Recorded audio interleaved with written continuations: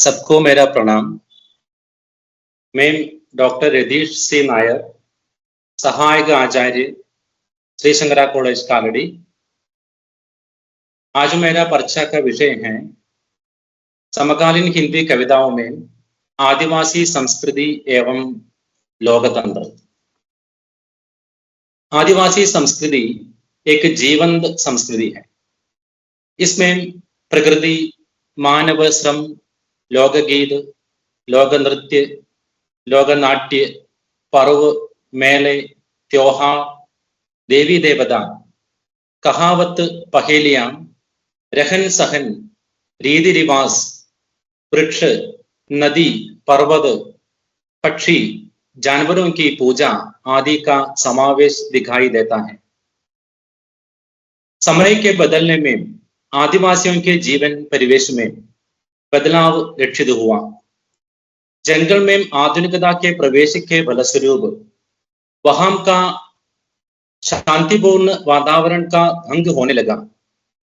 भूमंडलीकरण एवं पूंजीवादी व्यवस्था जंगल को काट रही है। वहीं पर कल कारखाने, कोयला खदान एवं बड़े बड़े मकान बन रहे हैं। परिणाम स्वरूप जंगल के निवासी अपने स्वाभाविक वातावरण में बहिष्कृत होने लगे। 21वीं सदी के दौर में एक और आदिवासी अपनी अस्मिता और संस्कृति को बचाने के लिए संघर्ष है, तो दूसरी ओर अभिशप्त जीवन जीने के लिए भी विवश है। सरकार, पूंजीपति, राजनीति, धर्म, अर्थ आदि आदिवासी समाज के प्रति भेदभाव रखते हैं। आदिवासी भारत के मूल निवासी हैं, लेकिन भारतीय लोकतंत्र में वे हाशिए पर ही रहे हैं। लोकतंत्र को सामान्यतः राजतंत्र की विलोम शासन प्रणाली के रूप में समझा जाता है। साथ ही यह एक जीवन दर्शन एवं विचार प्रणाली है। लोकतंत्र अपनी कार्य पद्धति से गरीबी, भुखमरी, अशिक्षा, बेरोजगारी, जाति, धर्म, लिंग और भाषा के आधार पर व्याप्त सामाजिक भेदभाव, समाज में व्यापक रूप से फैले भ्रष्टाचार एवं आर्थिक असमानताओं को दूर करने के साथ साथ विधि के शासन से न्याय आधारित समाज की स्थापना करता है। आदिवासी संस्कृति एवं लोकतंत्र को लेकर अनुज लुगन, विनोद कुमार शुक्ल, निर्मला पुतुल, वंदना टेटे, मोहनलाल नैमिषराय आदि ने अत्यंत सफलतापूर्वक अपनी लेखनी चलाई है। लोकतांत्रिक व्यवस्था सबको समान अधिकार देती है, लेकिन जो भी सरकार हो आदिवासियों के जीवन संघर्षों से ही गुजरते हैं। इस आधुनिक युग में जब देश विकास के पथ पर अग्रसर हो रहे हैं, वनवासी आदिवासी लोगों तक विकास या जनतंत्र की भलाइयां नहीं पहुंचती हैं। आदिवासी अब भी दुरवस्था में हैं। इस संदर्भ में आदिवासी कौन है, भारतीय समाज में वे कहां खड़े हैं? अनुज लुगन की आदिवासी कविता की पंक्तियां गवाही दे रही हैं। पंक्तियां इस प्रकार हैं: वे जो सुविधा भोगी हैं या मौका परस्त, या जिन्हें आरक्षण चाहिए, कहते हैं हम आदिवासी हैं। वे जो वोट चाहते हैं। मौसम का मिजाज समझना, सारे पेड़ पौधे, पर्वत पहाड़, नदी झरने जानते हैं कि वे कौन हैं। कविता इधर आदिवासी समाज की राजनीति एवं प्रकृति के साथ उनके अटूट संबंध भी की ओर इशारा करती हैं। आदिवासी जीवन के भयावह कठोर जीवन संघर्ष एवं भूख से पीड़ित जनता की बेबसी और लोकतंत्र निषेध की गवाही है विनोद कुमार शुक्ल की कविता जंगल के उजाड़ में। लोकतंत्र में समानता का अधिकार सबसे मौलिक है, लेकिन आदिवासियों के लिए लोकतंत्र महज नाम की चीज है। इधर पूंजीपति एवं राजनीतिज्ञों के चंगुल में जनतंत्र फंस जाते हैं। प्रकृति के शाश्वत लगाव में पलने वाले ये मासूम लोगों की पुकार सुनने के लिए कोई नहीं है। भूख उनकी सबसे बड़ी समस्या आज भी है। जंगल के उजाड़ में सामाजिक, राजनीतिक एवं लोकतांत्रिक यथार्थ की तलाश एवं भूख के सब गहरे एहसास की वाणी है। देखिए, जंगल के उजाड़ में कांधा खोदते खोदते भूख से बेहोश पड़े आदिवासी के लिए कौन डॉक्टर को बुलाएगा?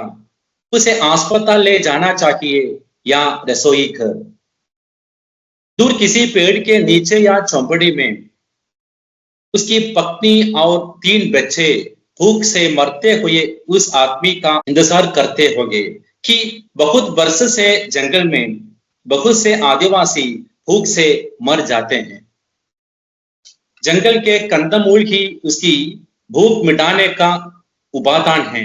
रहने को घर नहीं है, शिक्षा के लिए स्कूल नहीं, चिकित्सा के लिए अस्पताल या डॉक्टर नहीं, खाने के लिए भोजन नहीं, बिजली या तकनीकी सुविधाएं नहीं। इस दुर्वस्था की ओर कभी इशारा कर रहा है।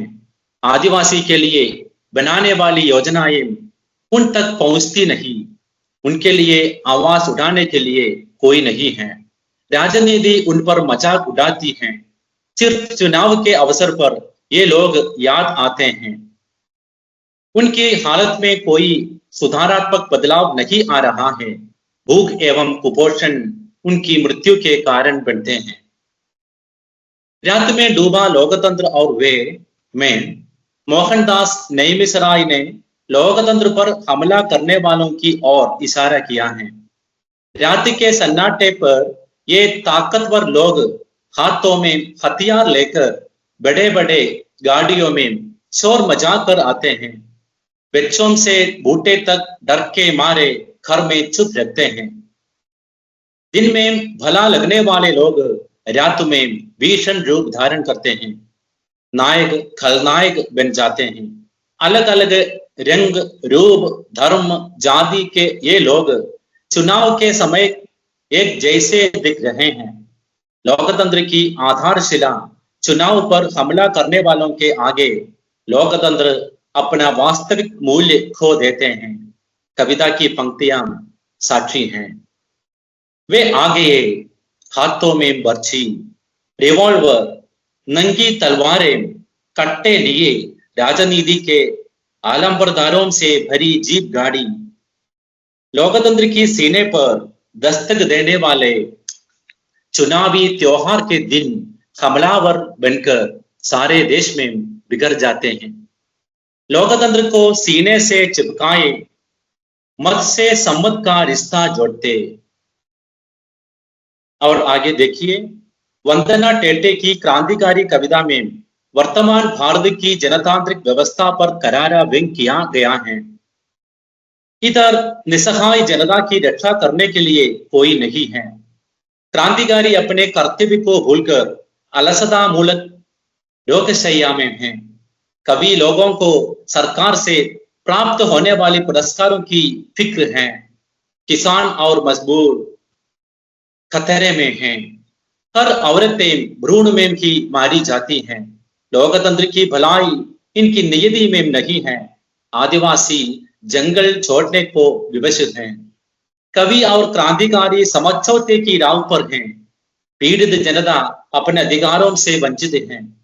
इस स्थिति में भी शासक वर्ग का दावा है कि इंडिया चांद को छू रहा है।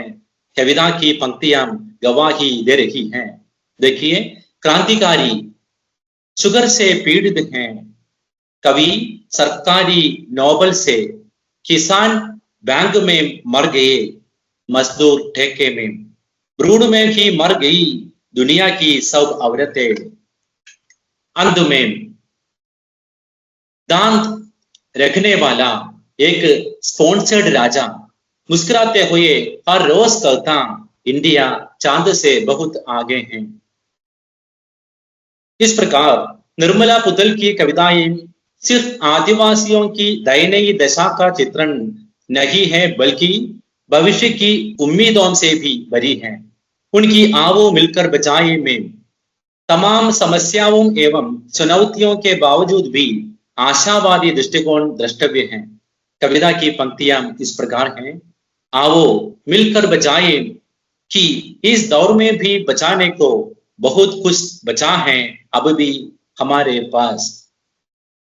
आदिवासी जनता का प्रकृति से घनिष्ठ संबंध होता है। उनकी संस्कृति वन संस्कृति है। वृक्ष लताओं, जीव जंतुओं, पर्वत, नदी, नाले, झरना, हवा, वर्षा आदि के साथ उनका गहराई से मेल जोल होता है। लेकिन बांध, खनन और औद्योगिक परियोजनाओं के बलस्वरूप जंगल के निवासियों को जंगल से बहिष्कृत किया जाता है। जब से वे भूमि से विस्थापित होते हैं तो उनका केवल भौतिक स्थान ही नहीं बल्कि उनके जीवन का संपूर्ण ढांचा टूट जाता है। उनकी पारंपरिक अर्थ व्यवस्था टूट जाती है, जिससे बेरोजगारी और गरीबी बढ़ती है। आदिवासी साहित्य विशेषकर कविताएं इस संघर्ष को उजागर करती हैं। इस संदर्भ में विनोद कुमार शुक्ल, अनुज लुगन, निर्मला पुतुल, वंदना टेटे, मोहनदास नैमिषराय आदि विशेष उल्लेखनीय हैं। उनकी कविताओं में आदिवासी जीवन, संस्कृति, संघर्ष और उनके अधिकारों की आवाज मुखर होती हैं, जो सामाजिक अन्याय, शोषण और सांस्कृतिक उपेक्षा के खिलाफ खड़ी होती हैं। इन कविताओं में न केवल आदिवासी समाज की पहचान और आत्मसम्मान का बोध है, बल्कि वे जनतांत्रिक आदर्शों जैसे समानता, स्वतंत्रता और न्याय की भी बात करती हैं। इतना कहकर मैं अपना पर्चा समाप्त करता हूँ। धन्यवाद। बहुत बहुत धन्यवाद जगदीश जी।